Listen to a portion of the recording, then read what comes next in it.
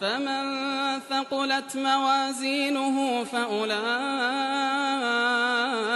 هم المفلحون. La plupart des musulmans connaissent très bien l'histoire de Satan qui a refusé de se prosterner à notre père Adam alors qu'Allah lui a ordonné de le faire. Et lorsqu'on lui a demandé pourquoi est-ce qu'il a refusé de se prosterner, il a affirmé qu'il était meilleur que lui car il était créé à partir de feu, tandis qu'Adam a été créé à partir d'argile. Et depuis ce jour-là, Satan a été maudit et banni.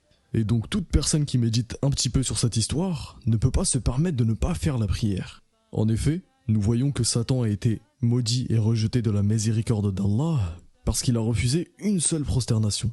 Donc le musulman ici ne peut pas se permettre de refuser de se prosterner.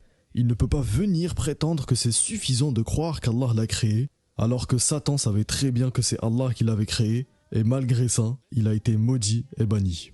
Donc la personne doit certes accepter qu'Allah l'a créé, mais elle doit également se soumettre et se prosterner envers lui. Donc une fois qu'on a compris que le musulman doit absolument faire la prière, et que c'est vraiment son capital et qu'il doit absolument essayer de prier, il n'est pas suffisant de dire au musulman de prier. Il faut également lui expliquer comment prier. Et la prière n'est pas difficile, bien au contraire. Il y a juste deux choses à savoir. Premièrement, il faut savoir comment faire une unité de prière, ce qu'on appelle une raka'a, et deuxièmement, il faut savoir comment commencer et terminer la prière.